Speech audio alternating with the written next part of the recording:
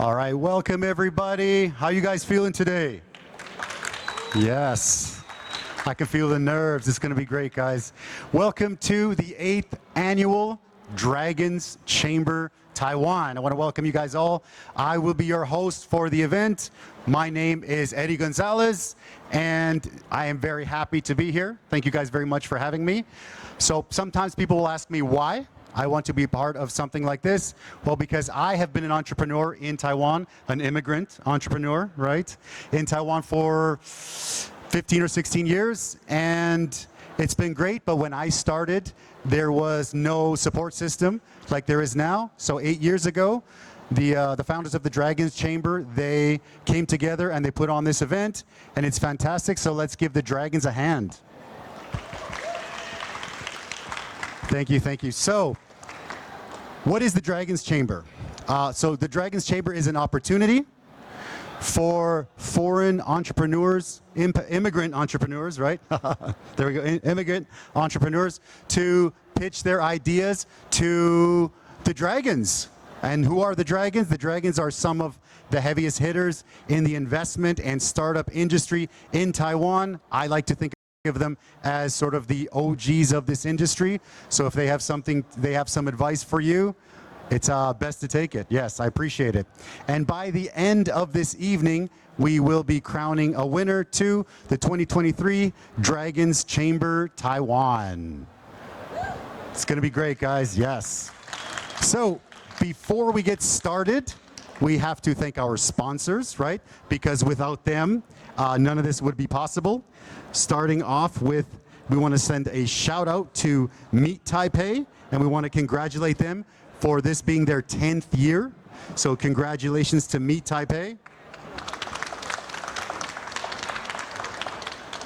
And our sponsors, a big thanks to Business Next for their cooperation over the last 8 years by allowing us to host our event in conjunction with Meet Taipei on this wonderful stage.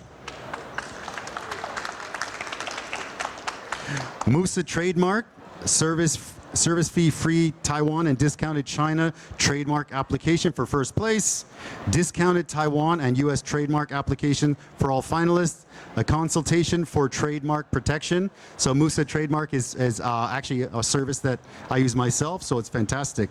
So thank you to Musa Trademark. So Future Award, first place, 3 months of a hot desk. Second place would be 2 months of a hot desk. And third place would be 1 month, a 1 month hot desk. So thank you to Future Award. Anemone Ventures, an 1.5-hour consultation session. So that's going to be very valuable as well. So thank you to Anemone Ventures. Geber Brand Consulting, a half-day brand strategy diagnosis with consultants. So thank you, Geber Brand Consulting. Inspire, 30K to all teams for Taiwan B2B telemarketing services and free phone answering services for 3 months. Thank you to Inspire.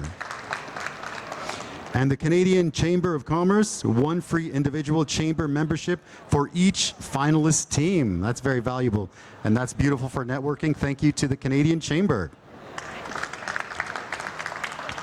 And Cetacea, 3 hours of consulting on strategic communications. Thank you to Cetacea. And of course, our media sponsors, Taiwan Impact Entrepreneurs. Yes. ICRT FM 100. And of course, my podcast, don't forget to subscribe. It's called the Eddie Live Show. We interview different entrepreneurs every week. Yeah, thank you guys for having me. My honor to be here. Special thanks to the co-organizer, again, the Canadian Chamber of Commerce Taiwan, Inspire, and Musa Trademark. So special thanks to the co-organizers. And without further ado, let me introduce our dragons. First up, Dr. Torbjorn Nordling is an international angel investor with a passion for disruptive innovation and research. Thank you very much. Next up, we have Jenny Xu. She's an angel investor, the CEO and founder of Cetacea, former award-winning journalist from Wall Street Journal. Jenny Xu. Ian Huang is the founding partner of Good People Ventures, GPV. Thank you, Ian Huang. Tammy Pan. Tammy is a venture capital fund manager of Global from Day One Fund 2.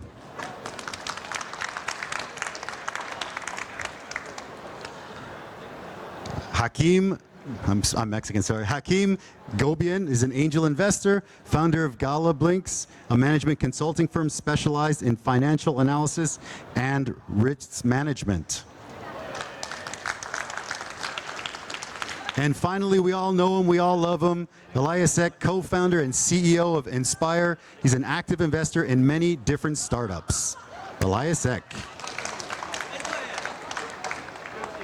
Fantastic. So at this point, I would like to welcome Chico to come up and give a speech.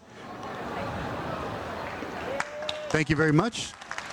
Welcome, Chico, very much. Thank you, thank you.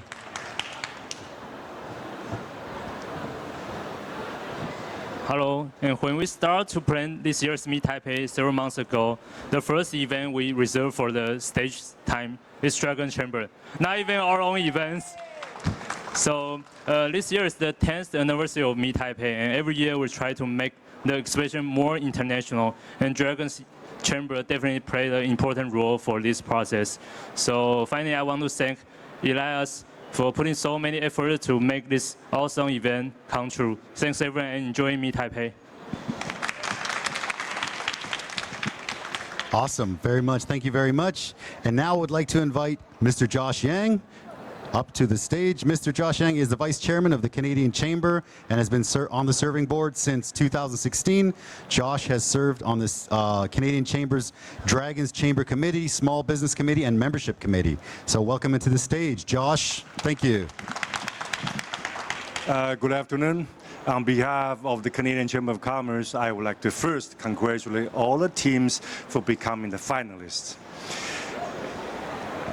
We're glad to co-host this event and be able to help all the entrepreneurs, not foreign, but immigrant entrepreneurs to succeed for the past 7 years. So we're very happy to be able to do that. And Canadian Chamber of Commerce offers a lot of networking, socializing, and business workshops and charity event opportunities. So you may consider joining us afterwards. Now, good luck to all the teams. Thank you very much, Josh Yang. So before we start the presentation, we'd like to invite Mr. Elias Ek, our co-organizer who also wrote the book, How to Start a Business in Taiwan, on stage to give a short presentation on immigrant entrepreneurs in Taiwan. There you go, brother. Thank you very much. Hello, everybody. Are you doing well? Fantastic. So this is the 8th year I get to get up here on this stage and kind of talk a little bit about how it is to be an immigrant entrepreneur in Taiwan. And sorry, why? How did we end up here?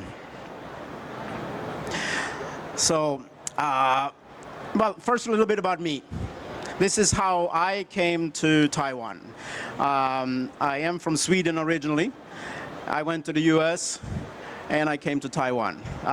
Well, there was also a fantastic time in Japan and a very confused trip to Australia involved, but that's a different story with beer.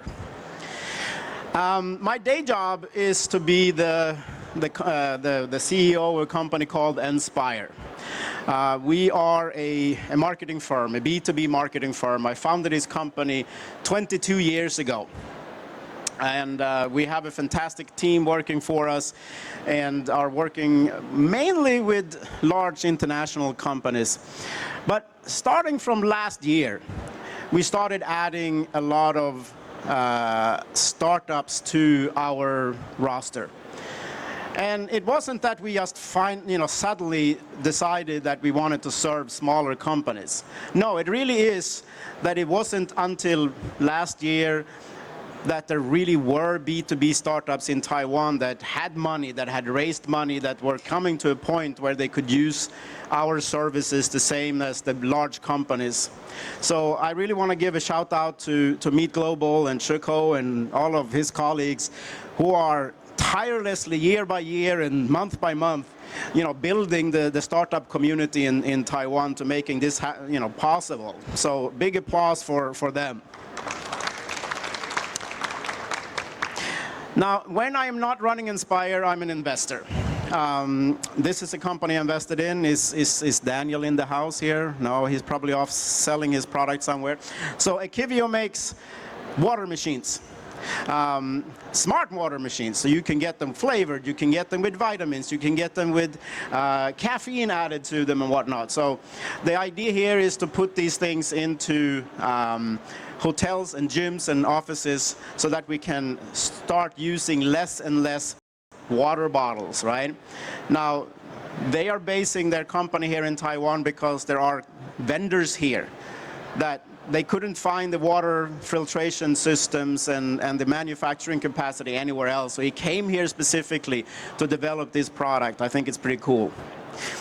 Another company I'm an investor in and these days spending nearly all my time with is Kigo. Kigo makes e-bikes specifically for delivery, if you think Uber Eats and Food Panda and things like that. Now, maybe, I hope you know that Taiwan has a very large market share when it comes to the bike industry, But interestingly, if you go to other countries, most people in other countries don't know any Taiwanese brands, bike brands.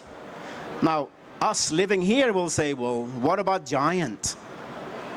Well, when I talk to people in Sweden, they would take poison on that Giant is an American company.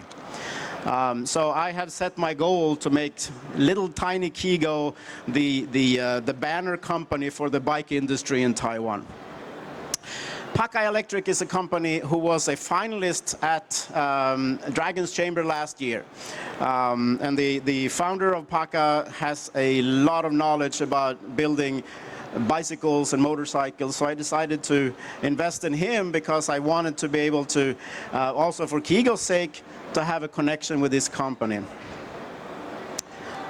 And Nimnet, myself and a tall gentleman to the right here were involved in this company. They're building charging stations in Sweden.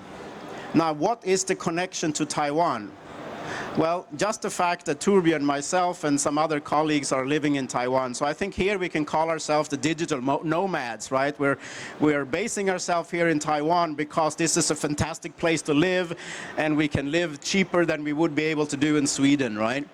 And I think that's a valid reason to do a business in Taiwan as well. Now, about 10 years ago, I wrote a book called How to Start a Business in Taiwan. I did that because when I started my own first companies in Taiwan, I really could have needed this book. So I basically wrote the book for myself 10 years later. And I usually say that this is not the book about how to set up a successful company in Taiwan. It's a book about how to successfully set up a company in Taiwan. The distinction being that this is 300 pages of all the legal minutiae that, unfortunately, we like to think about fundraising and finding product market fit and all of that stuff as being the important part about being an entrepreneur. But guess what? Knowing how to pay your employees and getting the insurance right and everything is also important. Now, why do we care about foreign entrepreneurs, immigrant entrepreneurs? So somebody who hasn't heard me giving this speech before, tell me what these three companies have in common. Come on, be a good student. Somebody shout it out. Thank you, Jenny. Yes, so all three, these are American companies, right? All three of these companies had a co-founder who was born on this beautiful island of ours, moved to the US, became Americans, and they co-founded these companies. What would the US be without their immigrant entrepreneurs? So the thing is that immigrants tend to start more companies. In the US, immigrants are more than twice as likely to start companies as the native-born people. In the UK, 14% of all companies are founded by an immigrant. In Taiwan, 1.3% of all companies are foreign invested. That includes everything from TSMC to Inspire and all of the teams you're going to see here today. So if you're actually looking for a company started by an immigrant, we're going to look at way less than 1%. So Taiwan is losing out here, guys. Taiwan could have more than 100,000 companies if we were really promoting entrepreneurship among immigrants. And you know, often when we talk about immigrant entrepreneurs, people tend to talk about restaurants. You know, there's the Italian guy who runs the Italian restaurants. There's the Swedish guy who serves meatballs, right? But this is from a survey we did a few years ago. And what we can see here, only 8% of the foreign entrepreneurs, the immigrant entrepreneurs, are actually running an F&B. So obviously, you go to the global, nothing bad about restaurants, okay? But if you go to the global pavilion over there, you'll see, you know, people from all over the world who are in Taiwan and doing cool stuff with technology, with services and whatnot. And why are people coming here? Well, geographical location, workforce, all many different things. Personally, I wish we spent more time talking about product development. Like I said, the companies that I have invested in are all coming here and doing their shit here because they are able to tap into fantastic supplier chains that they probably could not do in any other country, at least not at the kind of cost that we can pay in Taiwan. So I would encourage people from all over the world to come and discover what they can build in Taiwan. And immigrant entrepreneurs, for some reason, tend to hire more people. I don't know why. We've done a couple of surveys, and the average SME in Taiwan hires 5 people. In 2012, we did a survey that said that immigrant entrepreneurs hire 8 people. And then we did the survey again in 2016, and we found that foreign entrepreneurs hire 10 people. So if we had 100,000 more companies times 10 employees, that would be 1 million job opportunities. You know, the gold card people would have to work very hard to find all those people. So what makes Dragon's Chamber different? I want to point one thing here. When we started doing Dragon's Chamber, I said that Dragon's Chamber is all about foreign entrepreneurs. I am doing my very best to ban that word out of my vocabulary. We are no longer about foreign entrepreneurs. Donald Trump is a foreigner. He has never been to Taiwan. Please do not put me, after 24 years in this country, in the same category as Donald Trump, okay? No, I am an immigrant. I live here. One day I will go through the process of trying to become Taiwanese, but for now I'm an immigrant entrepreneur. So that's what this event is for. It's for all industries, we don't care. And we are targeting the really early stage. There are many different types of accelerators and incubators in this room. But I believe that people who come from another country might need a little bit extra help. Why? Because when we have used up all the money we have in the bank and we need help from the friends and the family and the fools, we might not have that network around us. And that's where I think this event can help to hopefully give a little bit of exposure for the immigrant entrepreneurs to find, you know, the resources that they need. So over the years, we have had a lot of fantastic people coming up on this stage to pitch. And where are we today? What has happened to these companies? 2016, only one has a valid website still up and running. From 16, there are 2 companies still around. 18, 2, 19, 3, 20, 1. 21, 2, well, 3 Square was acquired That's an exit. I take that as a win, okay? From 2022, no big surprise, all 5 companies are still there. Of course, Flume renamed themselves Paka. So all in all, out of the 35 previous finalists, 16 are still alive. I think that's pretty good. Yeah. DD Walk was our winner last year. They have actually, they had some problems. They are now just launching their app. Actually, you know, we give away, Inspire gives away free telemarketing and whatnot for the winners. And we've just done a case where we called a whole hundreds of restaurants to ask them if they were interested in being part of the DD Walk system. And companies like TGI Fridays and a bunch of famous restaurants were like, yeah, we want to be part of that. So, you know, I think I take this is an example that entrepreneurship is not always a straight line, and sometimes we get delayed a little bit.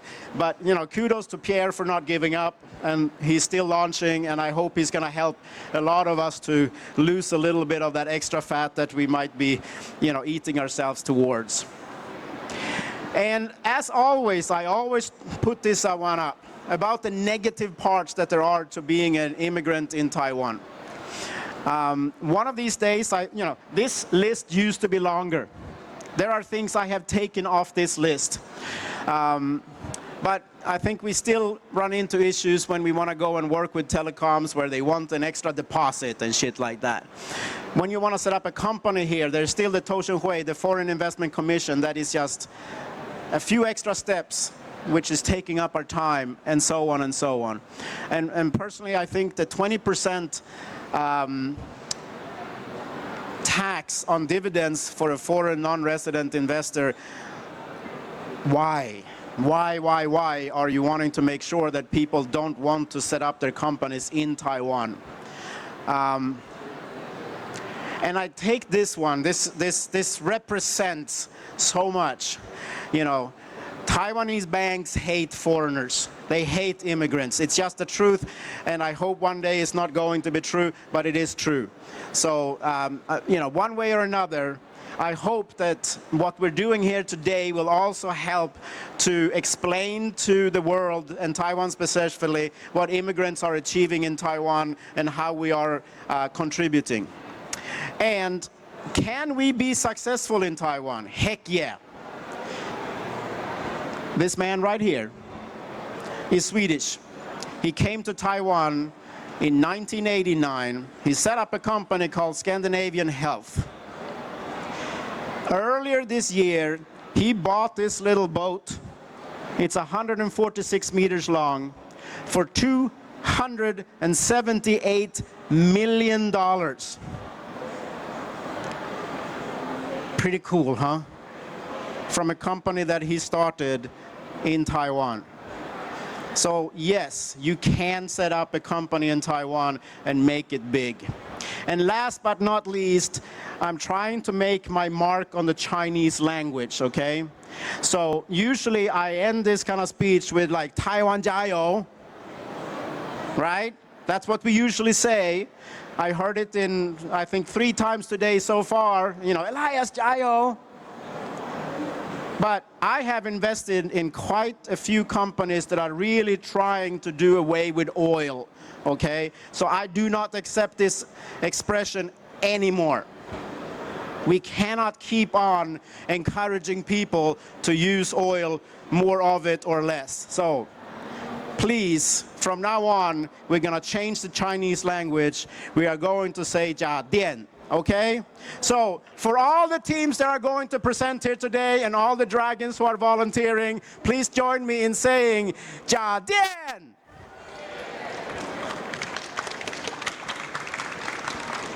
Thank you. All right, thank you very much, Elias. Always a pleasure to hear you speak. Certainly giving us some important things to think about. Hopefully some inspiration to many potential immigrant entrepreneurs out there. So now we will be going into the team presentations, and here's how that's going to work today. First, each team will have 7 minutes to pitch their ideas to our dragons. Then the dragons will ask questions to each of the presenters. After the presentations, our dragons will decide on the top 3 teams, and then we will award today's prizes. Okay, so it's time to get the show rolling, and let's welcome our first team, Intellilead. Thank you.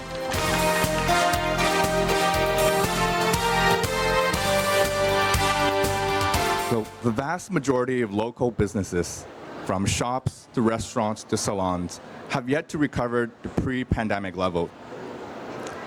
The most difficult thing for local businesses is attracting new customer. Good afternoon, ladies and gentlemen. My name is Mason. I'm the co-founder of Intellilead. And at Intellilead, we build software that unlocks additional customers for local businesses. Now, reviews is the proven way to gain new customers. And Google is the most commonly used review platform. However, for local businesses who are often short on staff, there are a lot of problems with Google because to successfully get the most out of your Google Map, you need to do more than just download Google Maps. You need to use Google Business Profile. And this tool is actually quite complex. It is extremely time-consuming to get the most out of this tool, and the guidelines are actually punishingly difficult. Most of all, there is no mobile view, which means if you're busy with customers, you cannot update your profile. And from years of working with Google as a partner, I understand that Google is not incentivized to improve this because it might damage their advertising partners. So, to solve this, we came with the Intellilead app. The Intellilead apps allows local businesses to quickly manage their Google profile within a platform of their choice. And in Taiwan, this is Line Chat. Companies in Taiwan can directly manage their Google business profile on Line Chat, and they can get more customers. But they can get more customers by really diving deep into an analysis of their customers, and they can increase their SEO ranking based on optimization of their profile. And additionally, they can also save time with our AI, which allows them to automatically respond to reviews, or also allows them to edit this before it goes out.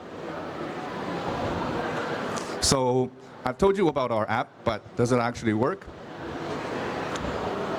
So actually, our customers who use our app have seen improvements in their engagement metrics. And engagement is actually a metric that directly impacts revenue. It directly relates to the number of customers walking through their doors. So in 2 months, one of our customers saw an improvement of 50% of their engagements. Additionally, other customers of ours have said Intellilead allows them to save time, which is valuable if they're short staff. And another customer said that Intellilead is vital to run their business. So where are we now? We actually launched our MVP quite recently in June of this year. And in August, we came out with our full data of this app with full integration with Google Maps and Line. And actually, after this, we are launching our official launch. So far in our beta, we actually gained a lot of traction without any marketing spend, without any putting too much effort into advertising. So for our beta, we've gained 32 customers, and that's based on the 12% conversion.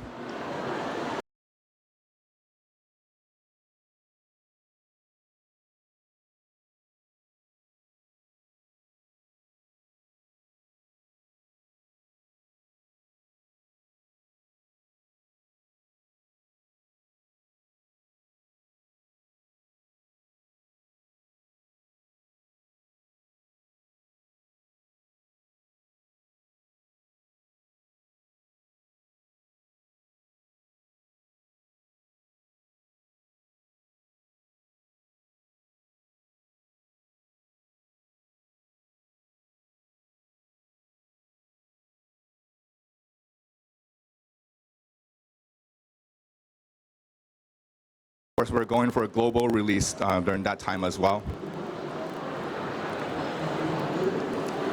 So how do we charge? We actually have a free tier with a freemium SaaS model. For smaller businesses, we have a forever free plan that allows them to get the basic reviewing and analytics and optimization for their profile, and allows them to pay for add-ons such as AI responses. For larger businesses, we allow a pro plan, and for companies with multiple location branches, we have a Teams plan. All of our plans come with discounts for annual subscriptions. And the market for this is quite large. In North America and Southeast Asia, businesses with more than 5 employees that are local on Google Maps is 107 million. There's actually 5 million in Taiwan alone. Taiwan and Canada alone. And the serviceable market is 220,000. We just want a 5% share. That's 11,000 customers, 46 million revenue. The competitors in this are divided into 2 areas. One of which are very localized, and the other ones that are more international. But neither of them can offer measurable returns for local businesses in Taiwan. Intellilead offers this. And we have a very dynamic team with experience. Sean, our dynamic CTO, he used to be a CTO of a SaaS startup and worked at Amazon as a software engineer. I myself founded 2 B2B SaaS prior to this and was working at a Series C startup. I was also working with local businesses. Sherry, our business BD co-founder, she worked at Google My Business profile. She managed a Google business before, so she was on the other end of this. And she's also quite entrepreneurial and worked in the financial industry. Why we're here at Dragon Chamber is we're looking for partners to help us really land in the Taiwan market, to understand the market, to introduce us to potential customers. And of course, as we're a new business, we're always looking to collect feedback, which is valuable to our growth strategies. And additionally, we want to gain that publicity to gain trust from the business owner. We're not looking to fundraise, so I won't talk too much about that. Thank you very much. Let's work together to grow local businesses.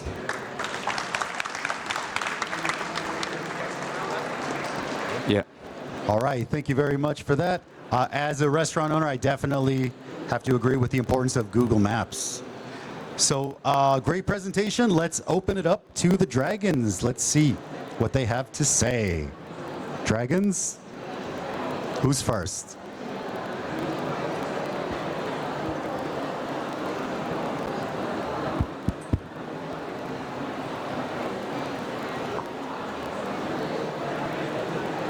Can you hear me? Oh, great. Yep. Now Yep. the microphone is working. So thank you for a very structured and well-conducted presentation. Now, you said that you plan to go international already next year. Where do you plan to be in terms of capturing the Taiwanese market at that point when you go international? How many Taiwanese customers and how large a percentage of the total Taiwanese market do you expect to have at that moment? Yeah, that's a very good question. So as you can see, we actually dedicated vast majority of this year and most of next year to capture the Taiwanese market. The reason for that is because we do really want to capture Taiwanese market, as we are already learning a lot from Taiwanese local business owners. So I would say a 5% market share is something that we want to capture by the end of the next year before we can expand internationally and take our learning from Taiwan to the next level. So of course, we're still building the integration and for all those other tools in case Taiwanese local businesses need them, but we really want to gain traction in Taiwan before going international, because we are living in Taiwan, we're immigrants, we love it here, we want to capture the local market first.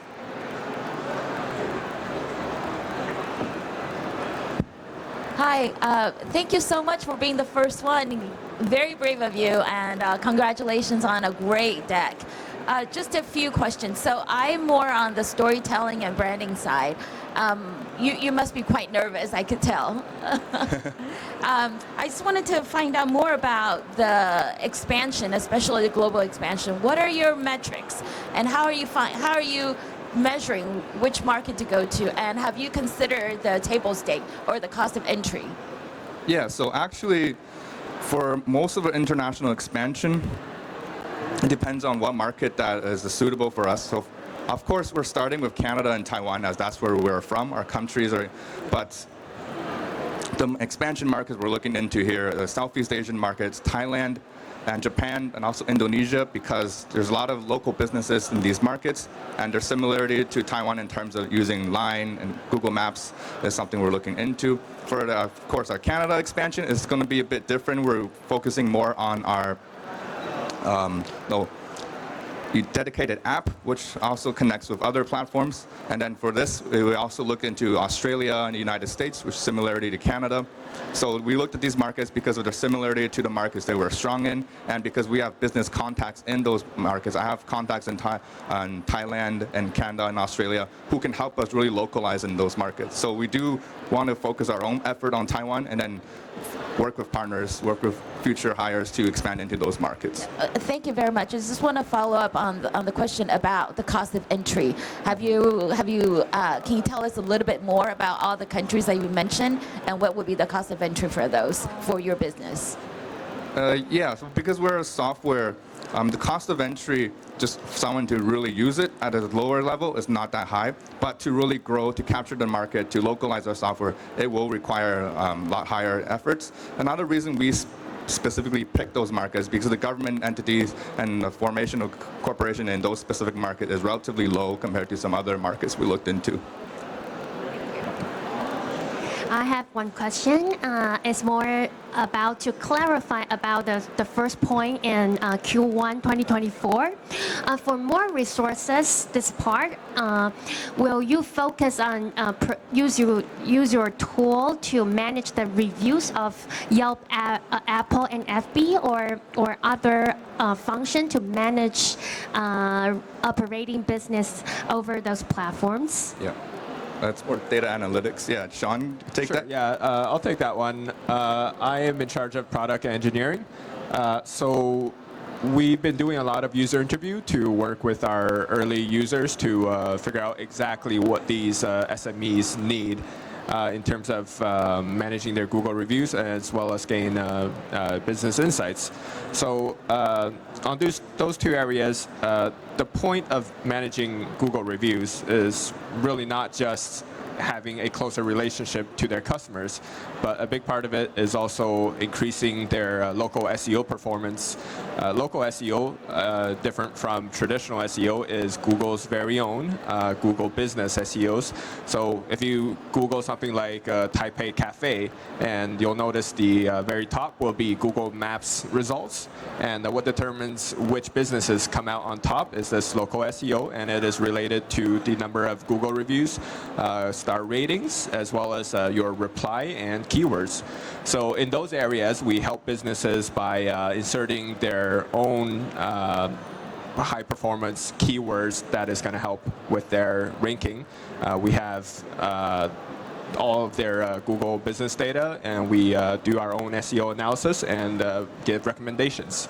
On the other side, analytics insight with the same data, and we're looking to expand into, of course, other social media integrations. We collect all those data and use AI to give them actionable feedback on how to optimize their business operations.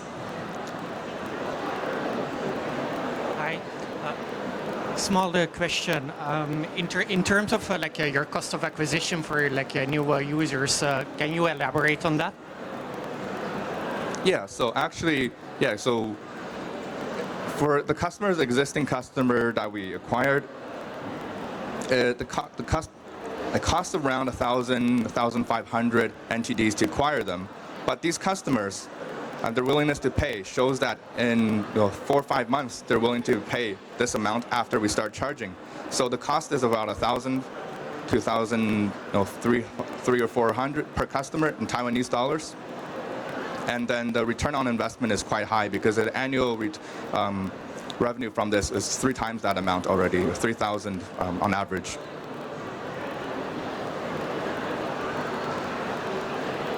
And of course, this is based on this pool of 32 customers. As we launch this week, as we gain more customers, we will get more data. But so far, it's the conversion rate of 12% and customer acquisition cost. It's still is hovering around that range.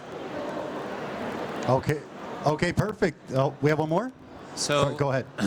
you a little bit touched upon this, but this becomes a really key issue for your scaling, and that is how much manual input is actually required from you in order for a customer to get an optimal experience using your tool. The issue being that most small business owners, the reason for why they don't optimize their Google business profile is because they probably don't even know what half of the terms there mean, meaning that just providing a tool to enable them to access it in a more friendly manner doesn't solve the information gap in terms of what to do and how to do it. So key, as I see it, is really for you to be able to automate this part, to automatically, like you mentioned, optimize which search terms should be there. But it's not just search terms, it's also kind of what customers should they target. And what would it imply if they targeted, for example, a young demographic versus a more senior demographic? How would that impact the revenue of their business and so forth? So I would really love to hear your current thoughts around that. I'll take this one. So yeah, as you mentioned, there is actually a lot of information on Google Business as well as other platforms like Facebook and Instagram where they usually do their ad campaign. All these data is there, but it's especially for business owners that do not have a technical background, it's very hard to make sense of what's relevant to their business. How does it relate to optimizing their business? And that's something we've put in a lot of effort to work with our early users to determine how to make sense of those information. So an example is in Google Business, something that's also there, but users seem to never pay attention to, is the amount of calls they get through their Google profile, amount of website visits, amount of reservation bookings, and that's just a simple number on Google My Business portal. But we're able to extract the historical data down to a daily increment and visualize a trend data for them to help them map their performance here to their revenue and help them understand whether if it's a seasonal change or whether if it's related to other things like sometimes even the weather or their customer service issues. Okay, thank you very much. Okay, thank you guys very much. Appreciate it. Let's give a hand to Intellilead. Thank you, thank you. Thank you. Good job, guys. Very nice, very nice, very nice. Thanks, brother. All right. All right, so next up, team number 2, we have Kaimi Ohana. Welcome them to the stage.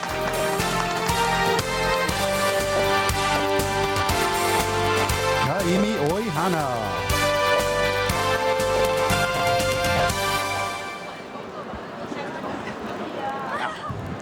Good afternoon, everyone. My name is Evan. I'm from the US, and I'm the co-founder of Kaimi Ohana. More than 40 million Americans have student loan debt. That's nearly 20% of the adult US population. How did this happen? As a begrudging, long-standing member of this group, I know firsthand. I pursued the American dream. I went to college, took out loans, and got a degree in English literature. After graduating, I was stuck with tens of thousands of dollars in student loan debt and no job prospects related to my degree. At the time, I felt like a failure. I didn't know how typical my story was, though. The average US graduate in 2020 left school with more than $30,000 of student loan debt. So with my own debt bills piling up, I turned to the type of jobs that I knew, trade jobs. Over the next few years, I worked as a carpenter, I worked on a boat, I worked on oil rigs, I love these jobs, and had I pursued formal training, my salary would have been much higher than the national average. However, due to my inexperience and lack of guidance, I followed an inefficient and minimum wage path. This is a national trend, as in 2020, nearly 3/4 of graduates took a job that didn't align with their career interests. So I was stuck in a debt pit. The solution would have been going to a trade school. I come from a family of tradesmen and women. I knew that these were respectable careers in high demand, but at the time I didn't have the guidance to understand which trades to pursue.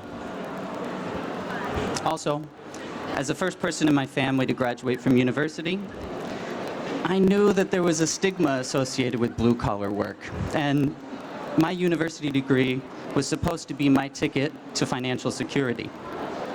So what we've created is something that I wish I had when I was in high school and even after I graduated from university. Kaimi Ohana. While across the US people are stuck in debt, trade schools equip students with tangible skills and offer clear expectations for work and wages. Yes. Hi, my name is Kanani, and I am the founder of Kaimi Ohana.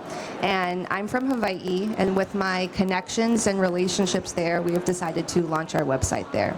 And Kaimi Ohana is a Hawaiian word that means the search for a career or trade.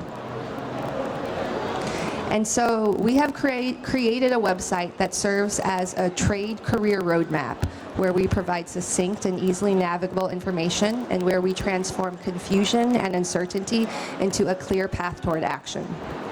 Now, our target demographic is students, or high school students and young adults between the ages of 15 and 25 years old. And in Hawaii, there are around 160,000 people in this group. And with 40% expressing interest in the trades, this gives us an SAM of 67,000 in a state with a population of only 1.4 million. And once we expand to all 50 states, that SAM balloons to 18 million members of Generation Z. And what's the best way to target this demographic? Social media. So we will create content for TikTok and Instagram. We will partner with local organizations that promote trade careers. We will build relationships with high school, college, and career counselors. And also we will focus on SEO strategies. As for our business model, we will utilize a lead generation approach towards trade schools and trade jobs. We will utilize affiliate marketing by partnering with local businesses, and also employ a freemium business model for sponsored search placement. So our financial projection includes our 5-year plan to launch in Hawaii, expand to 5 more states, and within 5 years reach all 50 states while earning an annual revenue of around $25 million US. So the reason Evan had trouble building a career in the trades despite his family's trade background is that no good resources exist. The 5 best trade directory websites out there, by and large, have neither accurate nor comprehensive information. In fact, only one of them lists a single real trade school in Hawaii. The competition in the US is weak, and to put it simply, there is no competition in Hawaii. So if trade schools are so great, then why aren't they filled to the brim? The reason is that there's a social stigma against them. Trade schools are viewed as the backup plan, whereas university has been framed as the option, the only respectable option to pursue. And so rather than representing the pinnacle of education, university is now the expensive expectation that provides no certainty of financial stability on the other side. So much for the American dream. The thing is, trade schools aren't a contingency plan. Whereas Evan's story represents the flaws with higher education in the US, my brother's story represents the success of trade school programs. And in fact, he was the inspiration for Kaimi Ohana. He entered a trade program immediately after high school and became a rigger. And as his high school classmates were graduating from university, many with debt, my brother had held a steady job with a high-paying salary for years. So my brother strayed from the conventional path, and now he is thriving and on the leading edge of a new generation entering the trades. Good. So returning to us and our roles here, Kanani and I are both Americans. We're living in Taipei, and Taiwan is a great place to start a business. So we'll have our headquarters and technical division located here. Kanani has a background in economics and education, so she'll be focusing on business and marketing, while my background in IT and development allows me to focus on building a compelling and functional site. Why are we the ones who will make this happen? Well, we ourselves did not follow a linear path to get here. And with our eclectic backgrounds, we're confident that we have the drive and the skills to guide others seeking an alternative to the traditional American dream while bringing back real options aside from the university pipeline. We are committed to creating a high-value product because we personally experience the sham of the American dream and the challenges of the debt pit that come with it. To help us reach our goals, we're seeking initial investment of 1.5 million in TD, as well as mentorship and partnerships to help us share in and expand on our vision. Kaimi Ohana is a way we can help our friends, family, and communities gain career autonomy and financial stability outside the university pipeline. Thank you. All right, amazing presentation. Good job, guys. Definitely need to change the stigma on trades. So now let's open it up to the dragons. Any questions, dragons? Who's first? Thank you. So I love the problem you're addressing because this is a really big problem that is, well, I think it's most prominent in the US because of the extremely high fees that the universities are charging. But it's also present in all other countries I know because of this social stigma. Kind of the university world have been too successful in promoting itself that it has become on the expenses of all the trades that we actually need. In Sweden, in many cases, a plumber, he earns significantly more money than someone with a university degree who is employed even in a good job. Because there's a shortage of them. So I think for maintaining a functioning society, you actually have an important role. Now, there's one challenge though with this thing, and that is that you said there's no one else. There's no competition for you that is actually serious. Now, there's a reason for that.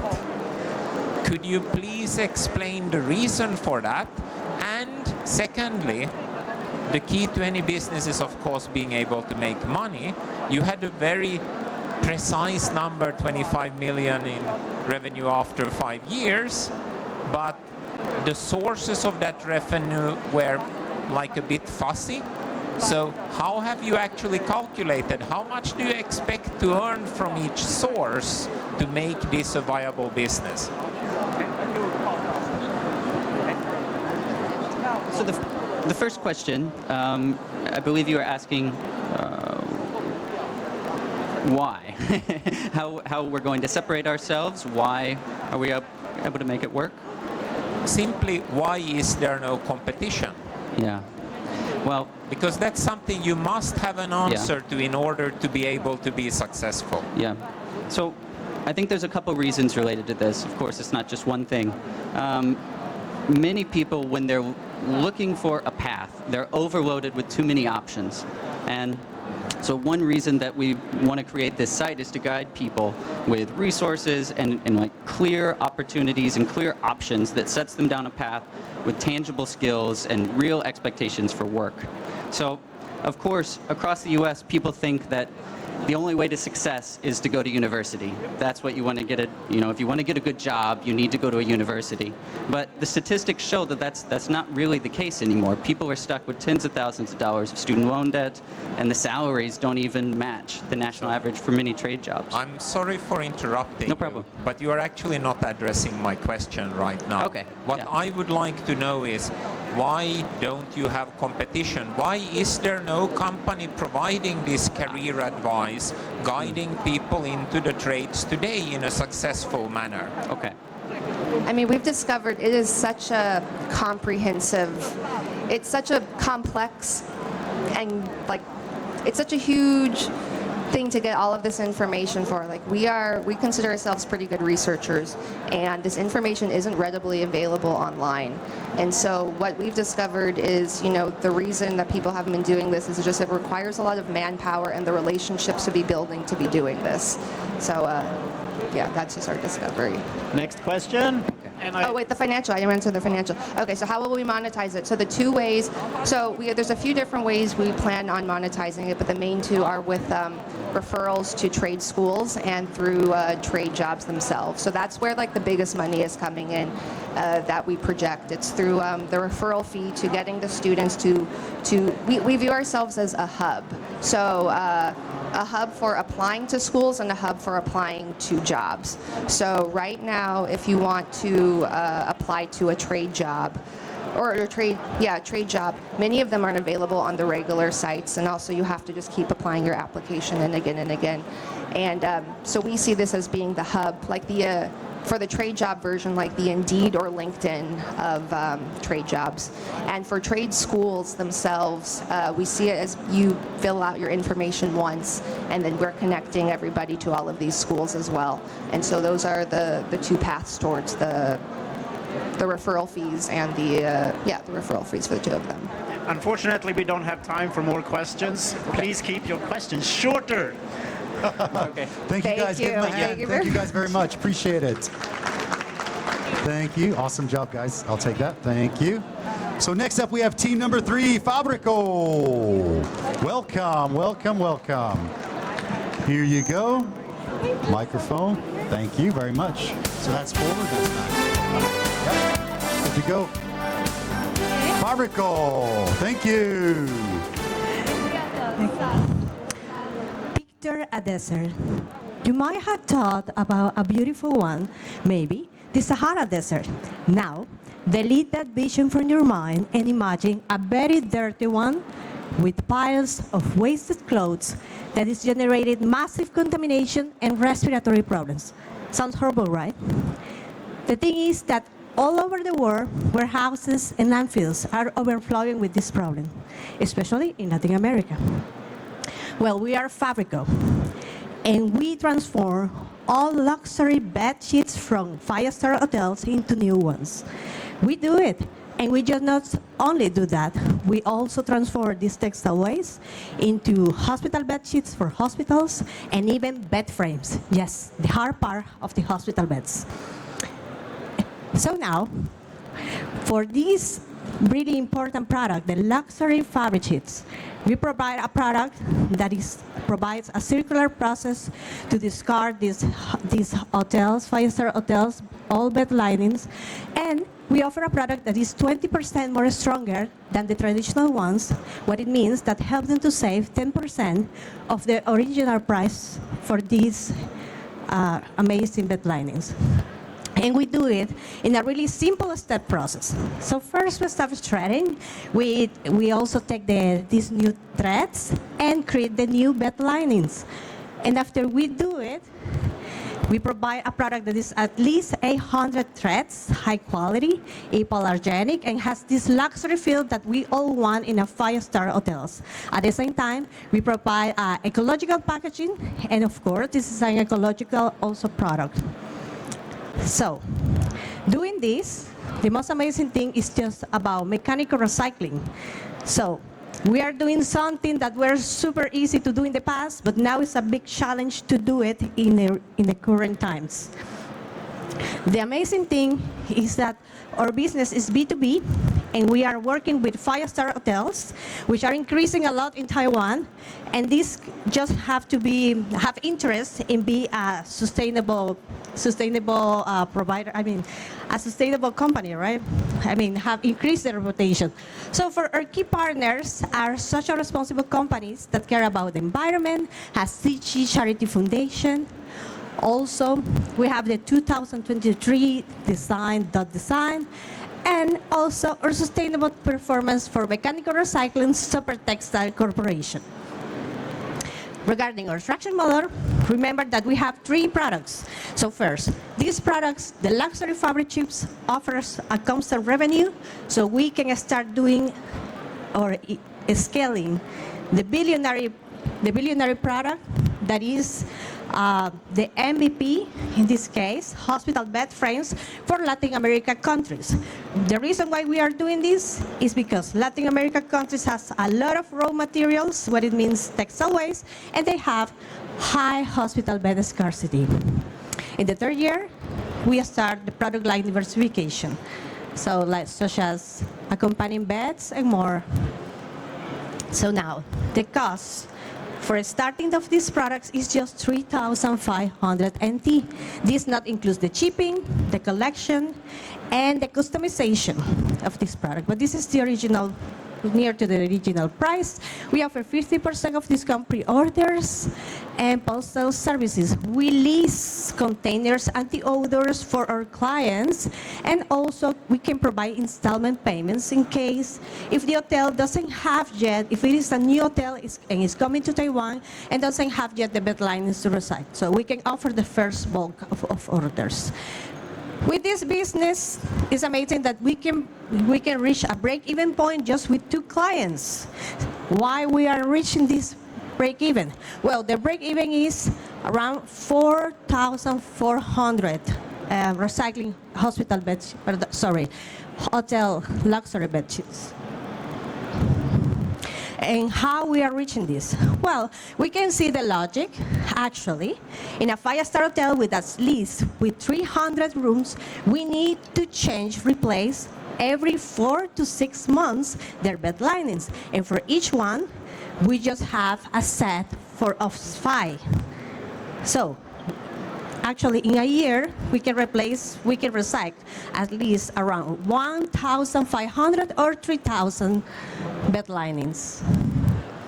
So, as I said before, these luxury bed sheets helps them to save money because actually they are not just anti-stain technology, but also they are even more stronger than the traditional ones. So they can, if they were replacing them every 4 months, now they can replace them every 6 months. Regarding the financials, the cost of gross profit, the cost of goods, in this case, is 700, and the revenue price for this is 2,400. So when we make the calculation of the gross profit, we have a gross profit margin of 64.29%. How we know that this is a great business? Actually, when taking in consideration just one client, we can have an annual sales of 3,600 sets because it's a 5-star hotel and they need to change it. Regarding our company revenue structure, analyzing all these facts, we can see that the luxury fabric sheets provide one of the most important sales of our company, followed by the second project that is one of the most important ones that we hope we can scale, that is these amazing hospital bed frames to Latin American countries. We know that this is a great market and we are able to explore it if we successfully also continue working on this project, right? And regarding the investor benefits, of course, there's a lot of money involved. But since we are not just motivated by money, right, but about the environment also, we know that we can reduce a lot of carbon penalties, be a part of the social responsible companies, and of course, support female entrepreneurs. Okay, thank you. Thank you so much. We are Fabrico, saving the world one sheet at a time. If I may start on my right this time, Ian, Joachim, do you have? Hi. Hello? Okay, thank you so much for your presentation. Lovely presentation. I just have a few questions. There was one part maybe I wasn't clear. Did you say that you will source the raw material from Latin America and it will be manufactured in Latin America? That is for the second project. So basically, to understand a little bit better this, so we look at, I am doctor in sustainability, so I know a lot about the textile waste, and in this case, the hotel industry haven't not studied yet. Okay. So the first thing is that hotel industry is one of the major contributors of textile waste. Right, With that constant revenue, we can scale the hospital bed frames to Latin America. The thing is that Right. in Can Latin you just America, show me that slide again about the manufacturing side? this one, right? Yes. My question is about, I mean, this is wonderful that you want to do something in sustainability. I fully applaud that. I want to know more about processing and manufacturing cost, as far as if you are shipping it to Asia, what's the labor cost, what is the carbon footprint? Yeah, I understand. and all But that. there's two products, right? So for the first one, we are not shipping for the luxury. We are just doing it in Taiwan. When we have this revenue, what we do, since now we are going to the medical accreditation for the bed frames. So after this is done, in 2.5 years, we will send now the molds and transfer knowledge and technology to Latin American countries. So the raw material will not come to Taiwan, since as you can see in the first slide, Got it. this is the current problem in Chile. And the government wants to address this immediately. And so the end product will be coming to Taiwan? The MVP product is produced here. Sorry, the end product. The end product might not come here. So who will be your target audience? For this product, we are working with Latin American countries since they doesn't have enough hospital beds and they have a lot of raw materials, as you can see. But in Taiwan, we have been working with Sichi. They collect usually these clothes, but when they collect it, what they do is that they send it to all these countries that they might need it. But once these clothes get there, they didn't provide this as charity. They start selling this. So the rest of their clothes ends in landfills because they still want to sell this. So. Sorry, I want to clarify a quite specific point is about gross margin, because you mentioned that a sheet would be, price would be 3,500 NTD, right? And then the cost of goods sold is 866. So, am I miss anything about the high gross margin? Yes. The thing is that I didn't add the revenue price margin, the revenue price, that is 2,400. So when you make the conversion, that is the cost of gross goods, selling goods. When you make this multiplication, right, with the price 204, making a, and also multiplying by 100, then you will get this gross profit margin. And regarding the annual sales, this is just for one customer, because we are considering that we can reach this break even with two customers. The break even is when you reach 4,400 recycling luxury bed sheets. So that's why we are just considering for now one, so you can analyze how much money then you can make if you have at least 5 customers, which is not too much, but at the end, if just with one you can have this revenue. So how good this business is. Okay, awesome. Thank you, guys. We don't have more time for questions. Special thanks to Fabrico. Very good, very good. Muchas gracias. Oh, this is yours? I will keep this. Muchas gracias. Yes. Okay, next up, we have Citronline. Welcome, team number 4. Here you go. That is 4. Thank you. Welcome to the stage, team 4. Hello, I'm Julian, and today I'm glad to be here to talk to you about Citronline, the hybrid e-commerce solution.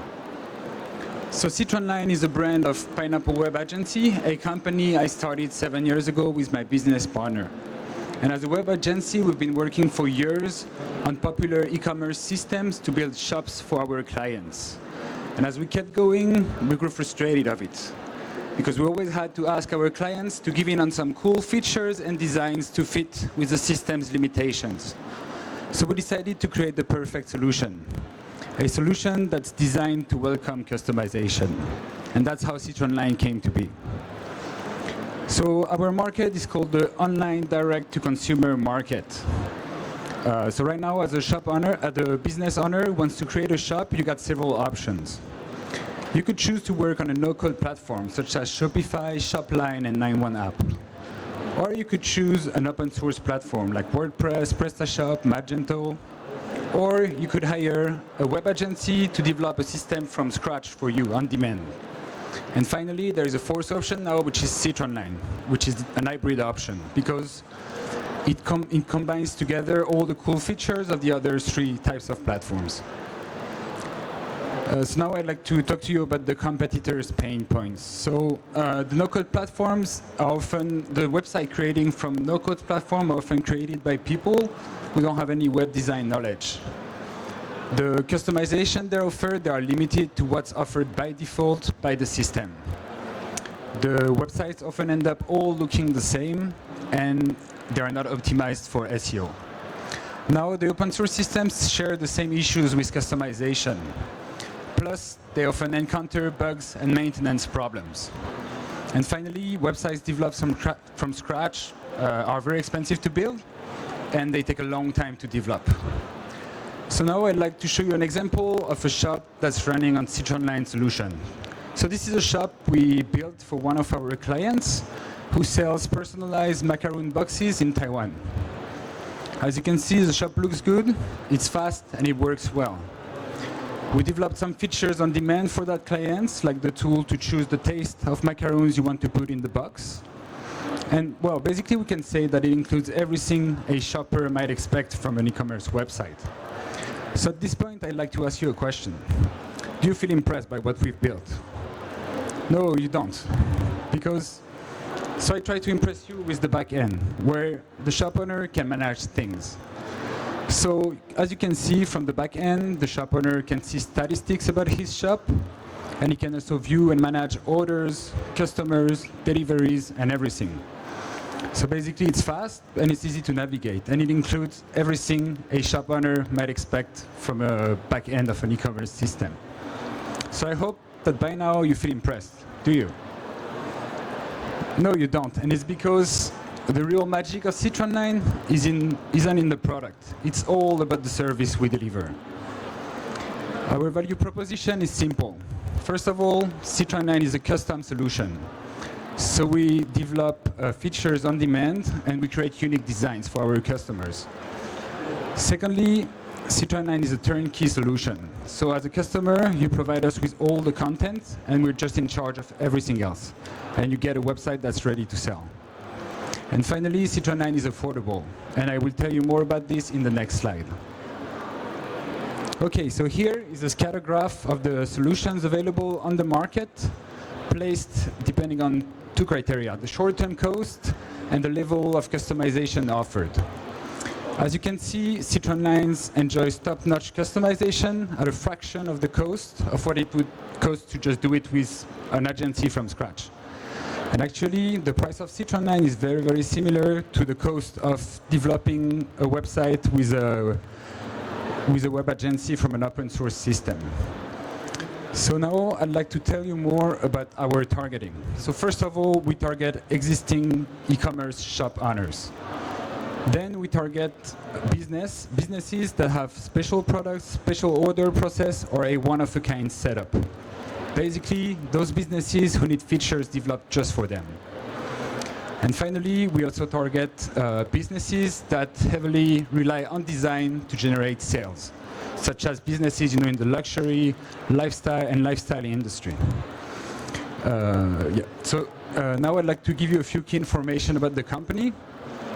So Max and I are the two co-founders of Pineapple Web Agency, and we are both French nationals. Max is a developer. He studied development, and I studied business administration. We both made our way to Taiwan about a decade ago, and at the time we were working for the same company. Max as the lead developer, myself as the marketing manager. And we enjoy working together and building stuff together, so we decided to create Pineapple Web back in 2017. And in 2022, we started to work on Citronline for the reasons you already know. So now I'd like to talk about numbers. So the market we're on is a very dynamic market. It's expected to grow by 6,000% between 2020 and 2028. So I'm talking about the D2C market. Our ambition is to take 0.1% of that market by 2028. That means we'll need to sell about 4,000 units of Citronline by then, and starting with 150 in 2024. And at this point, what we need is investment to reach those first year's goals. So we estimated that we need a 12 million NTD investment. Most of the money would go to hiring sales and developers to expand.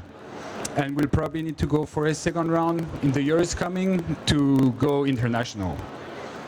And finally, here is a key insight. 89% of e-commerce companies are investing in personalization. That's great because at Citronline, we're all about creating unique experiences. Thank you. Thank you very much. Good job. Team number 4, Citronline. So, would like to ask the dragons any questions, and please remember to keep it short. Thank you. Hey, thank you for that. I think it's a busy space. There's a lot of like site building solution. Over there, right? And I think you try to fill a void that your customer did some sort of standardization, but also need some customization, right? But somehow that it might get into this, in the middle of nowhere. So you talk about the target. Can you elaborate more about like who is your ideal customer? What is your ideal customer profile? Yeah, so basically those profiles. So first, the existing shop owners, because we reckon that the shop owners will need a first experience with no code and pre-built and popular e-commerce systems to really enjoy what ours bring to the table, to understand that what we bring is different. Products that are special, like the example I took with the video with the macarons. That customer he was on a WordPress before, on a Woocommerce website, and he couldn't just achieve the fact that his customers could add macarons, just choose their taste and make an order with that. And that's how he came to us, is because he couldn't find any ways to handle that kind of situation. And then the brands, like many brands in Taiwan, big brands, they use pre-built system and their shop ends up all looking the same. So you can have an outdoor brand, some cultural products, and some wellness equipment. They're all on the same type of website. The only thing that changed is the product.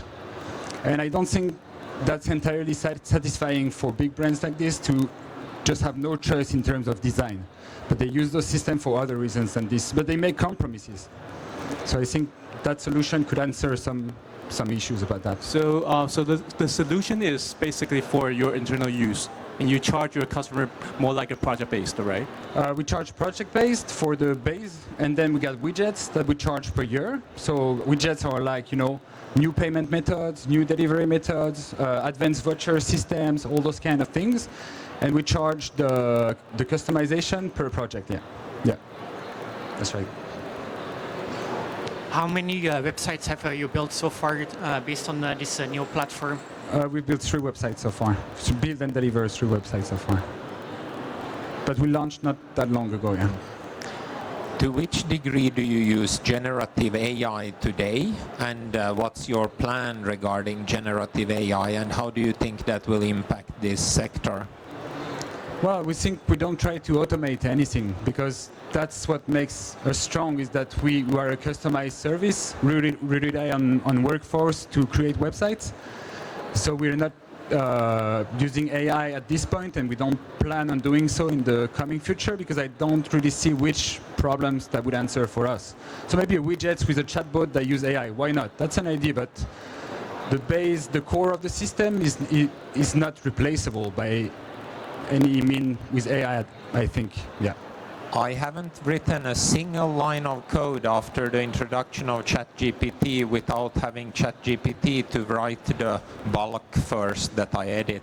Oh yeah, I mean, you can help yourself with ChatGPT and AIs, but that's not going to make the thing work for you. That can help for pieces of code, But we need developers still. The ChatGPT and there is Copilot and there are others providers here. But they solve small issues, but they don't build systems. That's what I think. Maybe one day they will, but I think that day is far away at this point. Yeah.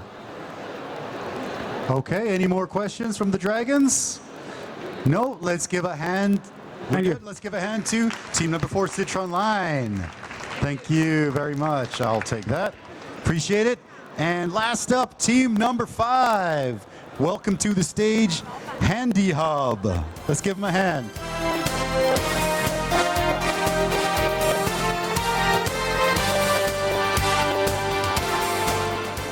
Okay, so good afternoon, everyone, especially the Dragon Chamber judges. My name is Christopher Andrew from Indonesia. I'm the co-founder and CEO of Handy Hub. So before I begin, I want to share a bit with you about my experience living in Taiwan. So moving and living here in 2021 as a master student, I found a lot of difficulties. With zero Chinese speaking ability, it's such a challenge. I usually order on-demand professional home cleaners in time that I'm too busy back in Indonesia. But when I'm here, finding such a professional and trusted partners is very difficult. And most of them are caused by the language barrier and cultural differences, which cause something very easy and turn it into something complicated.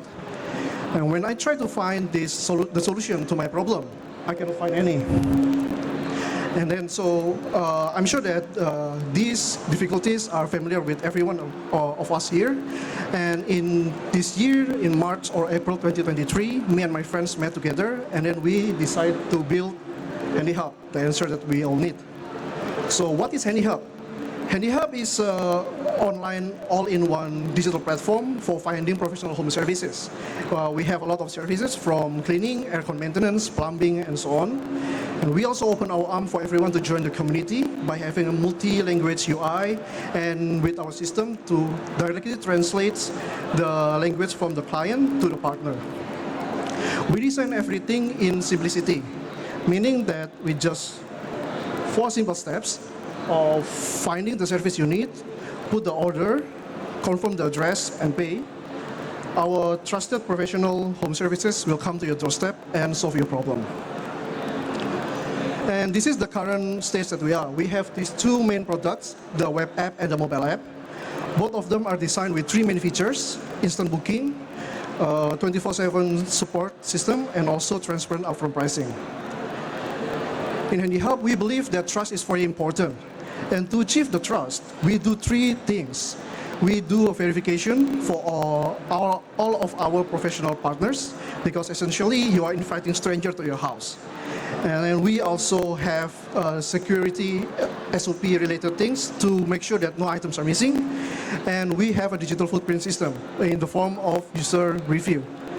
We put everything transparent here, from the previous testimony from the clients and also the pricing. We try to actively engage in the community, and as of right now, we are actively engaged in the Indonesian community. We also have the gamification as the core of our business model to increase the customer engagement. As of right now, we have 2 main competitors that we consider them direct competitors in Taiwan. There's a Hoho and CICC, but both of them basically don't really care if you cannot speak Chinese. And yeah, that's a challenge that I faced by myself. And so our business model, we have 6 main revenue streams from the service fee that we get from every transaction happened in the application.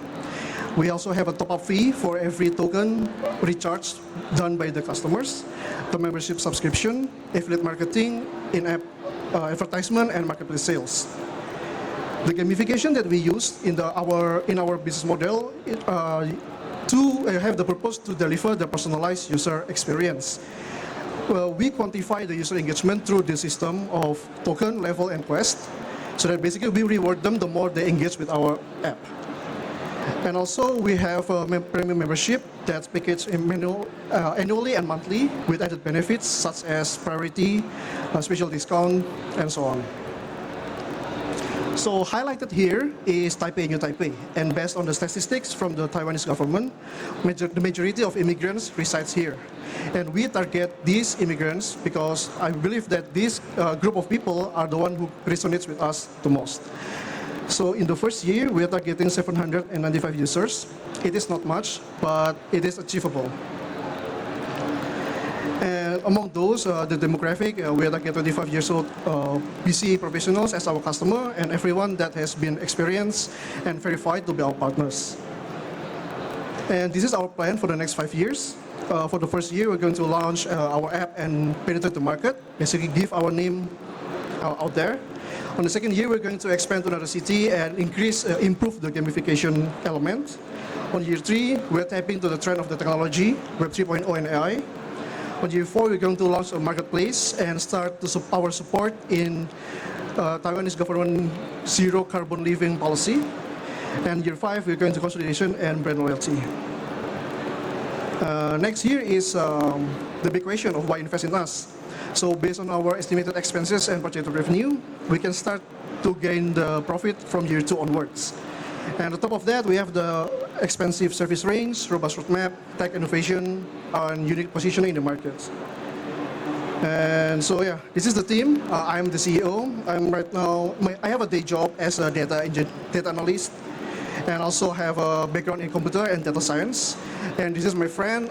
He's the CTO of HandyHub, Taiwan.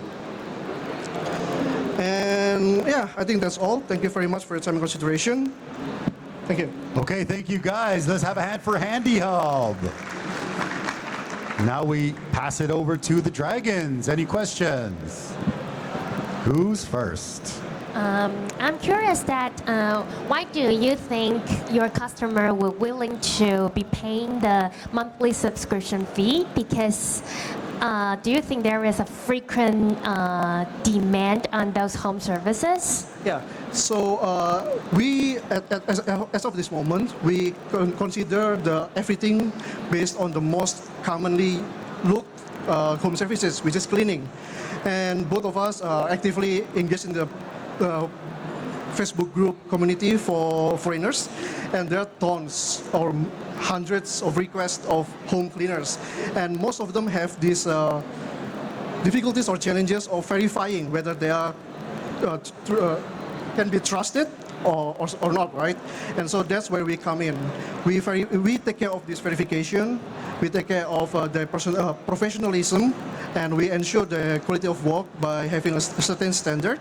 So that's why with looking at the demand, yeah, we sure that there's a lot of requests. So the customers still need to pay additionally for those service provider besides the subscription fee. Oh, no. For you guys? No. Included?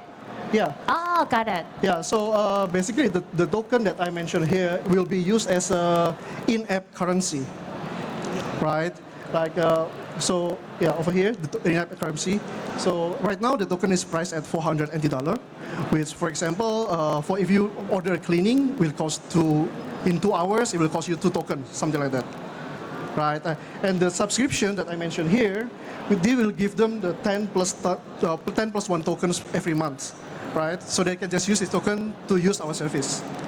Right. Why did you introduce those tokens? Because eventually it makes it more complex in terms for your customer to understand what eventually the pricing is of the services that you need. Right. So it is part of the gamification that we put here. So with the tokens and itself, we want to encourage them to basically, in some sense, put their money into us, and then it will depend on them to how they use the balance afterward, right? And with token itself, we can have basically the money upfront. So that way, with this token purchase, we can allocate those money to development or other operational costs that we might need. Hi, really quickly, I have a question about your membership model. You said it's $3,500 per month. And how many times can you use the service each month? It is based on, for the $3,500 NT per month, you will get 10 plus 1 token that you can use depending on what you need. Like, for example, like I mentioned, for cleaning, we'll get 1 token per hour. And if this month, it means that this month you can get like 11 hours of cleaning. And you can just recharge the token by yourself if you want. And how do you find the cleaners? Right, where do you get your workforce? Right now we do 2 strategies. The first one is the digital marketing, of course, through the social media. And the second one is we directly approach the community. Right now we just recently share with the innovation community, and we basically say that if you have these difficulties, please, we welcome you to be our customer. And if you have experience and you want to get an extra income as a flexible, we welcome you as our partner. Yeah, the reason why I'm asking is because a lot of the immigrants here, if they're in the cleaning service, they already have contract with that employee. So are you targeting people who are here without a proper visa to be a workforce? Like, how do you get people who have a visa and can take side jobs? Yeah, so we offer this flexibility model to them. So for example, like when I was a student, I used to also work in this kind of industry with working permit, right? And when I'm already, graduated and already have my own job, and for example, I want to get an extra income, but I'm not sure where to go. This is the solution. So if I understand you correctly, your cleaner, your maintenance worker, for them it's a gig economy. I'm sorry? For them, it's a side job on the weekend. It's a side job, yeah. So how do you ensure the stability of your supply of cleaners and AC maintenance workers? So when they register with us, they will submit their availability. And so of course, we hope that they will be online in this time based on their flexibility schedule, right? And so, yeah. And in case like Uber, if you order right now and there is no one available, the system will recommend you the next available time, something like that. Ian, you had a question? No. Yeah, I think for this kind of platform, the hard part is recruiting the supplier. So basically, what do you think that how much they can make more through your platform? Because you guys will take a cut, right? So how much they will earn more through your platform? Right. So we only take, based on our calculation over here, right now we only take 5 to 10% cut for every transaction. And the price that we've set here is a standard price of, like for example, cleaning is $420 per hour, which is way higher than the minimum pay in Taiwan for part-time jobs. And so yeah, that's why we offer this better alternative for if they want to get extra. Thank you. Okay, thank you guys very much. Give us a hand. Handy Hub, team number 5. Thank you. Thank you, thank you. So that was team number 5. At this time, the Dragons will go into their VIP chambers and discuss on who wins the finals. Very impressive so far. Thank you guys very much. So while the judges take the time and go away to deliberate, we have another treat for you. For many years, Dragons Chamber has cooperated with the Dominican International School in Taipei and their teacher, Marcia H. D'Souza, to promote entrepreneurship among young people. Marcia teaches her high schoolers about entrepreneurship, and for the 6th year now, she is helping them to form businesses. Many of the businesses have earned real money selling products or services. The high schoolers also had a chance to pitch to our evaluation committee, and one of them was invited to join us here and pitch to you guys today. So you've got 7 minutes. Take it away. Thank you.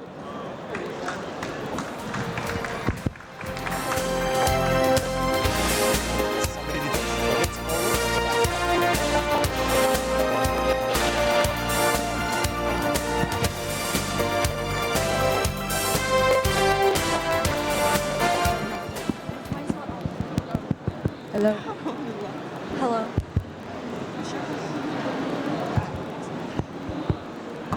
It's all working. Hello. Okay. Hi, good afternoon, everyone. We are Gem Grove from Dominican International School, and we are a handcrafted jewelry business. So my name is Ella. I'm the editor. My name's Allison. I'm the social media coordinator. I'm Camelia, and I'm the treasurer. I'm Isabella, and I'm the designer. My name is Michelle, and I'm also the designer. So, our mission statement is elevating feminine and masculine beauty. Our mission is to curate handcrafted and timeless jewelry.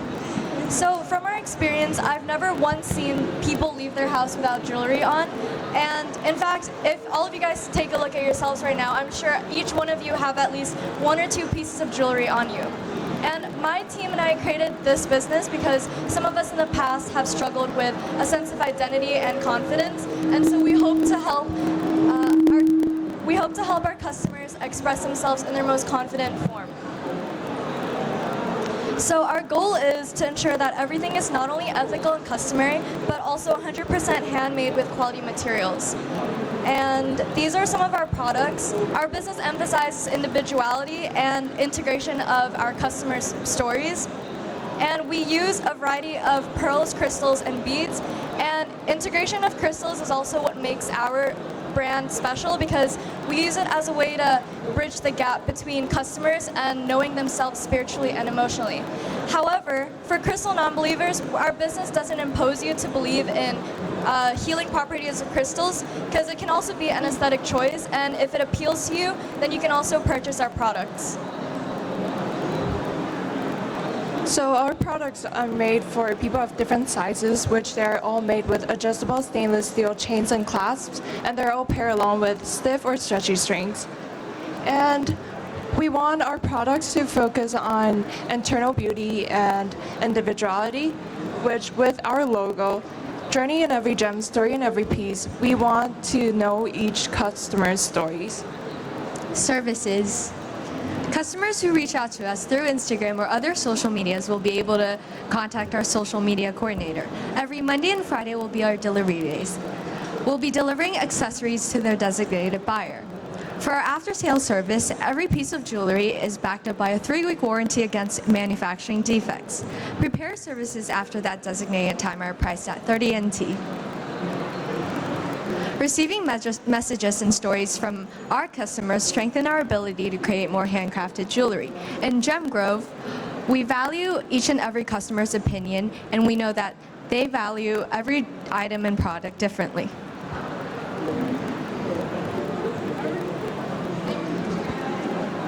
Our company is dedicated to make $515,000 and 1,280 units at the end of second year. Here's our graph of our average gross margin, which you can see every 6 months we're increasing at a constant rate. And here's a comparison between our profit and cost, which you can see that in the 6 months of our business, our profits is double the amount of our cost, and at the end of our second year, it is triple the amount.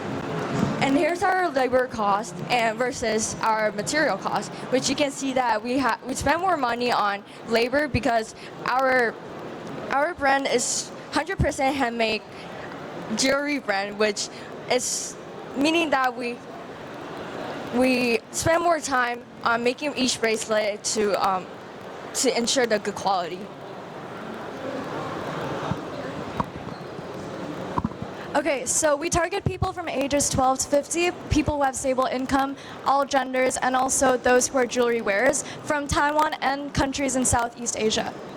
So, platforms such as Instagram and Meta allow us to narrow down our target market more efficiently. For example, when we post products or Instagram, we're able to get analytics on which product garners most attention and how they find out about our business. So from this demographic, we also found out that people from ages 14 to 18 have a greater interest in our business, and this is most likely because we offer flexible services that allow customization services, and best friends, for example, can get matching jewelry, or they can get themed jewelry such as Taylor Swift and layer their jewelries with other brands as well. And the majority of our customers is 73% female, while the rest is males. Okay, so moving on to our promotion strategy, we use this both digital and offline marketing channel, such as word of mouth, attending local events and fairs, creating our own posters, flyers, and business card, and collaborating with influencers. So all of these influencers are from the entertainment and management industries. And we also created our own website. So this is what it looks like. And we also have our own social accounts such as Instagram, TikTok, and Gmail. And we also have our own advertisement, but we can't play it right now because the file is technical issues. So that's everything about our business. Thank you. All right, thank you guys very much. That's pretty amazing that you guys have done that, and you're still in high school. Fantastic. Let's give them one more hand. That's pretty amazing for 5 high schoolers. 6, 5. Fantastic. So we are done for that portion, and next up we want to invite, are the dragons ready? Yes? Okay. So we want to invite the dragons onto the stage for a group discussion. Hopefully they are ready to go.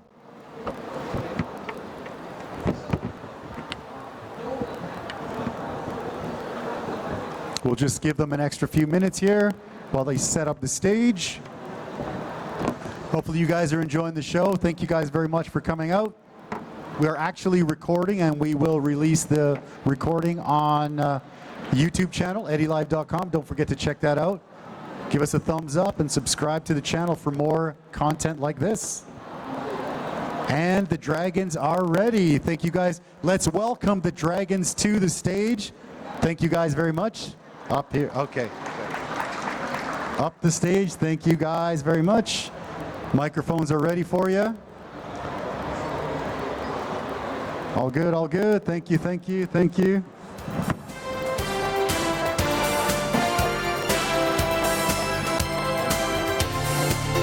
All good? Do we have enough mics? You can take this one.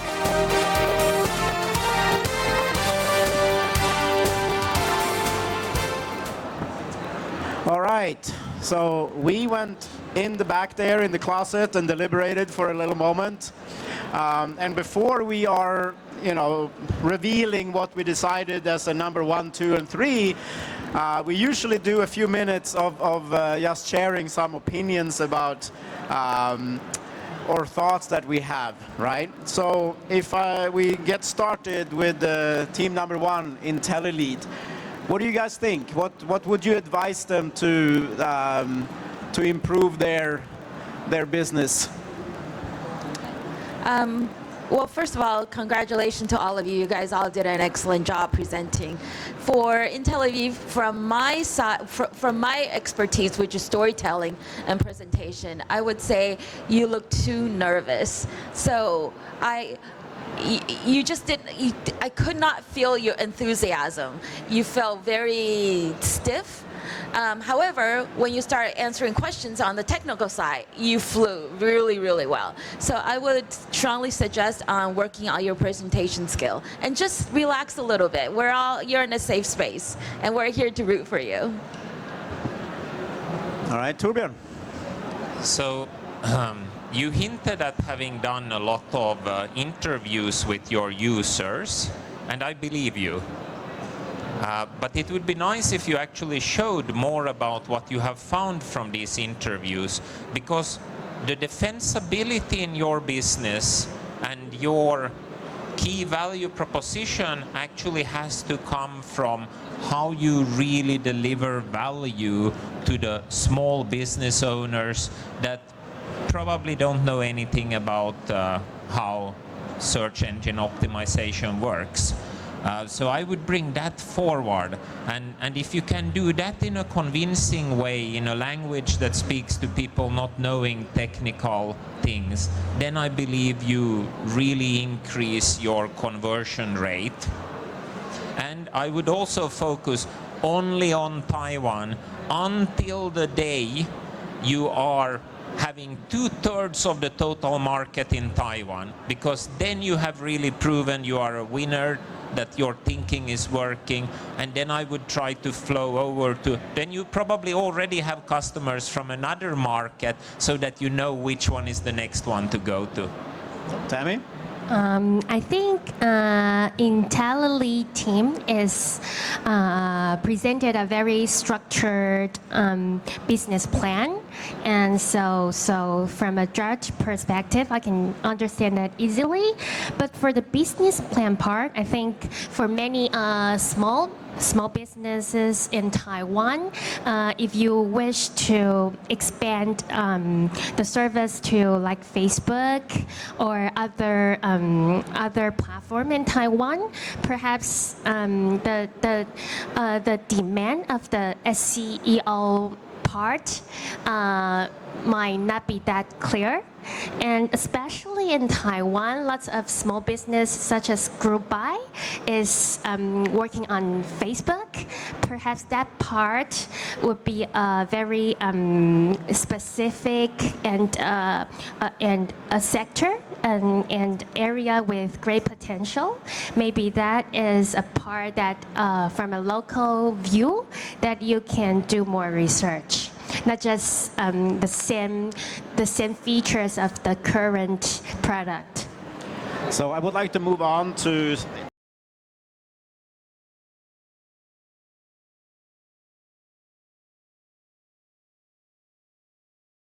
team number 2, Kaimi Ohana. Ian, what do you think? With such a brand name, a Hawaiian word, it's something we don't all hear every day. Do you think that is an issue for eventually expanding all over the US? Yeah, I personally like the idea a lot, but I think that purely playing a platform role, only taking the commission is not enough. So I think that it would be better. I mean, just my point of view. Just go deeper. Just build your own trade school to provide an end-to-end solution. That'll make sure that you provide a better experience to your customer. What do you think, Jakim? I have to agree with what was just mentioned. I'm generally concerned about the monetization of your business ID.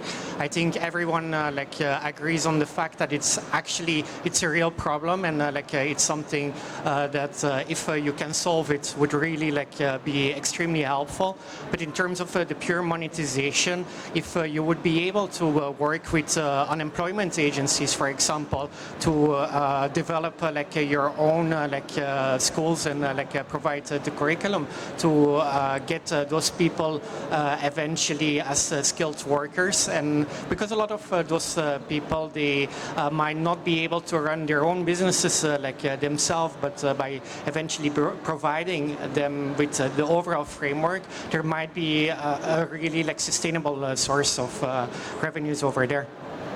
Okay, I just want to say your business means it hits me on a personal level because my nephew is college bound. So thank you for thinking of that idea. But Mike, on an investor side, I'm more worried about your sustainability. How long is the high student debt problem going to be a problem when you see the U.S. government is looking at it? A lot of schools are actually slashing their tuition, and you have low birth rates. So my question is, have you thought about the long-term usage of your solution and also the supply of your customers? I am moving on to Fabrico, just to keep things going. So, Torbjörn, you look like you have something to say. What do you think? Are we going to solve the fabric issues in the world? Well, when it comes to Fabrico, I think you have identified a niche.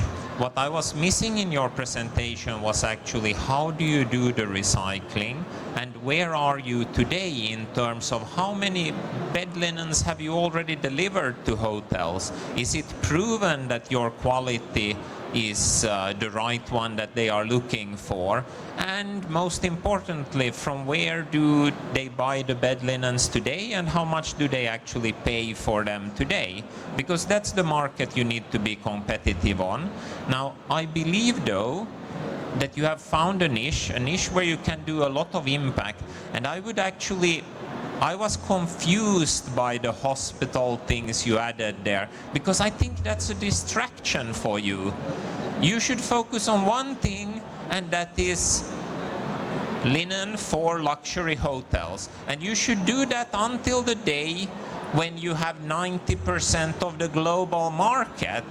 When that happens, then you can start thinking about the hospital beds.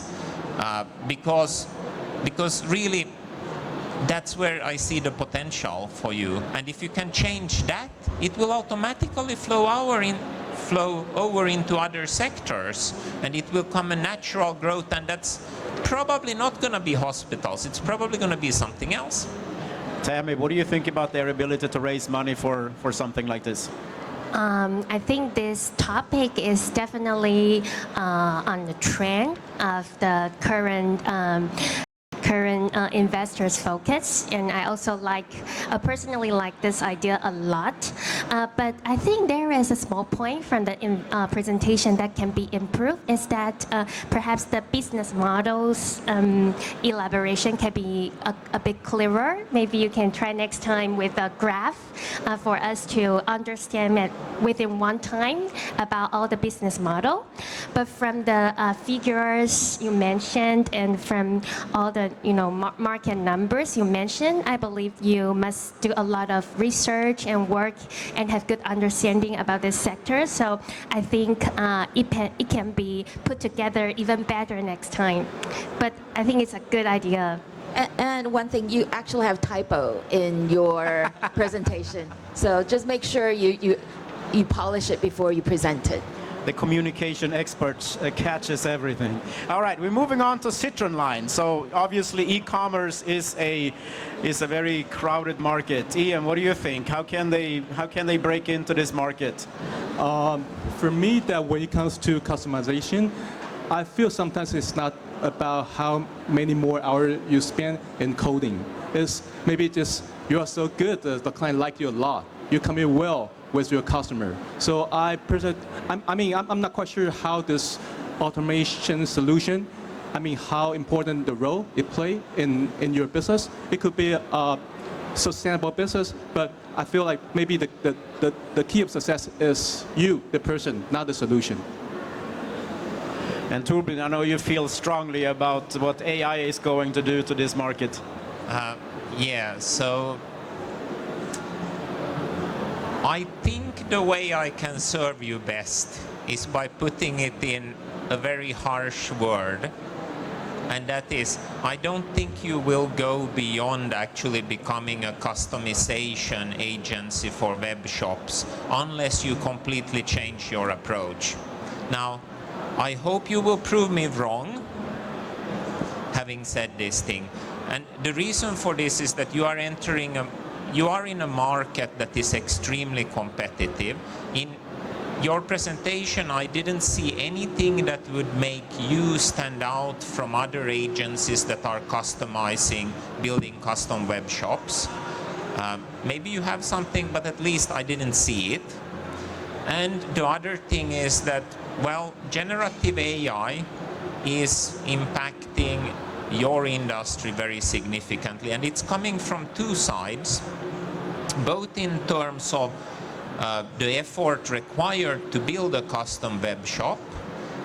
You should yourself be using generative AI because it would save you time, reduce the effort. And the other thing is then in terms of the web shop actually being able to convert, because what generative AI enables is actually to provide a message that is customized to the viewer. So this means that static web shops will die. The web shop will look differently depending on who views it in the future.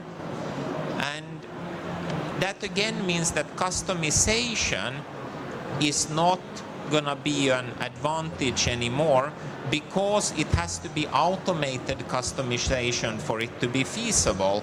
And the tricky thing there is actually to get the data, the information about the viewer so that you can use the generative AI to generate the right web shop when the visitor comes. Ideally, it should only show the product that I want to buy, and not like today's web shops are doing, in some cases showing tens of thousands of products, and the hard thing is to actually find the one I'm looking for. All right, moving on to HandyHub. Joachim, what do you think? Would you be buying tokens so you can get yourself somebody to come and clean your house? I think overall the business idea is pretty good. It's a niche idea, yeah, and there is already like two other competitors that are out there.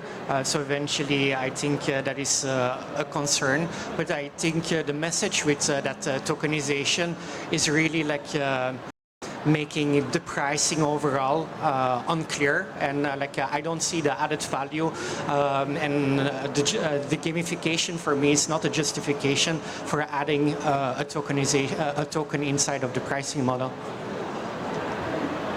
Jenny? What I want to say to Handy Hub is this is a pitching competition. This is a professional pitching competition, so look the part.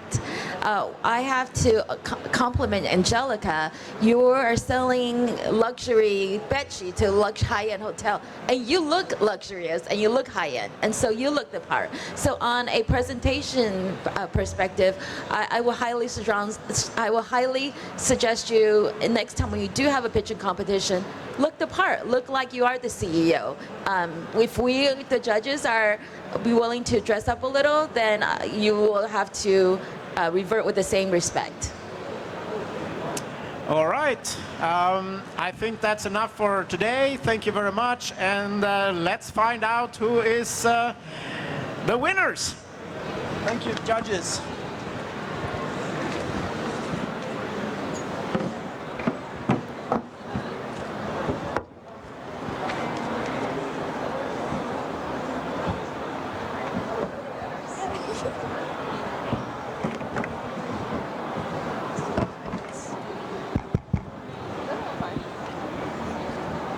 All right, while they are organizing the chairs, let's give all 5 teams a round of applause. Thank you guys very much. It's a very difficult thing to come up and pitch to the OGs of the game, right? Okay. So, without further ado, let's find out who the winners are, shall we? Yes? So before that, I would like to invite Ian Huang and Joaquim Gobian to come up to the stage to present the 3rd place prize. Okay, we'll invite you guys up. And the 3rd place goes to Fabrico. Come on down, Fabrico. Wonderful. Okay. And to present the 2nd place award, I would like to invite Torbjorn Nordling and Jenny Shu to the stage, please. Yeah, give them a hand. All right. Okay, so they're going to present. And the winner for 2nd place is Kaimi Ohana. Come on down.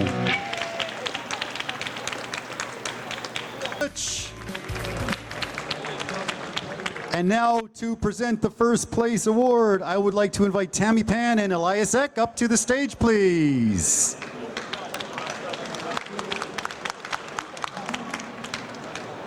There you go, wonderful. Okay, and the moment we have all been waiting for. 1st place goes to Intellilead. Congratulations. You guys next year at the 9th Annual Dragons Chamber Taiwan. Thank you very much for coming out, everybody. Appreciate it.